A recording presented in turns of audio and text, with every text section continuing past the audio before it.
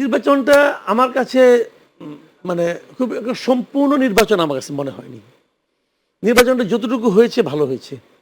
যারা প্রার্থী ছিল তাদের মধ্য থেকে যোগ্যতম প্রার্থীকে জনগণ বেছে নেওয়ার সুযোগ পেয়েছে। জনগণের কাছে যেটা ভালো মনে হয়েছে জনগণ তাদেরকে বেছেছে।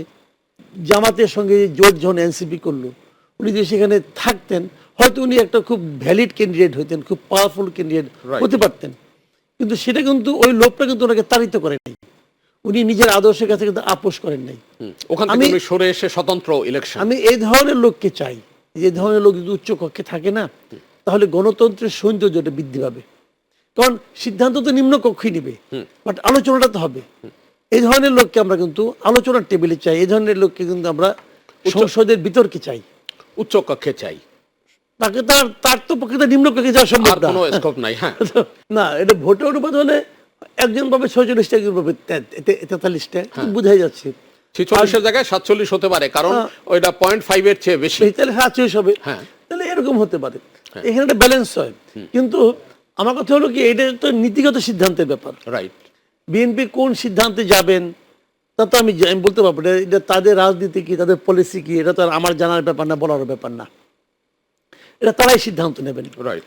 এবং তারা সেভাবে সিদ্ধান্ত নিয়ে তারা যদি মানে এটা যে আনুপাতিক হারেই হোক না কেন, যেভাবেই হোক না কেন, উভয় দলেরই কিছু সম্ভাবনা আছে।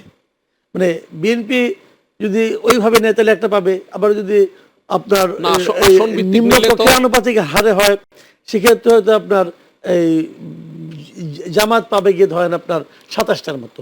সেটা আসলে যদি হয় এরকম ভাবে, সেক্ষেত্রে তারা 27 জন দেবে, তাহলে বিএনপি আরো বেশি দিবে। বিএনপি প্রায় ধরেন আপনার 60 জনের মতো দিয়ে দিবে।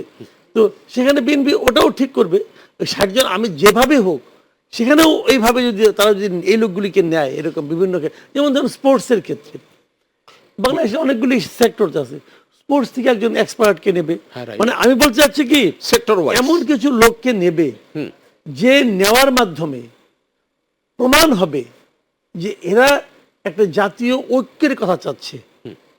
একটা জাতীয় ঐক্য, জাতিকে ঐক্যবদ্ধ করার কিন্তু একটা বিষয় আছে।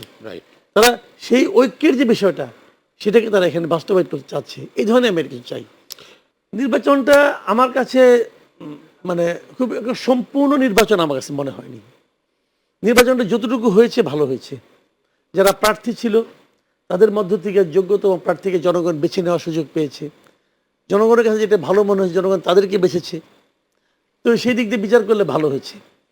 কিছু কিছু বিতর্ক ছিল, নানা রকম সোশ্যাল মিডিয়ায় নানা রকম বিতর্কের জন্ম দেওয়ার চেষ্টা করা হয়েছে, বাট সেই বিতর্কগুলো আলটিমেটলি সঠিক ছিল বলে আমার কাছে মনে হয় না। ওটা এক ধরনের বিতর্ক ছিল, প্রার্থী যে মনে করেন আপনার কে হেরেছে, কে জিতেছে, ঘষা মাজা, আরও কী কী যেন বলা হয়েছে।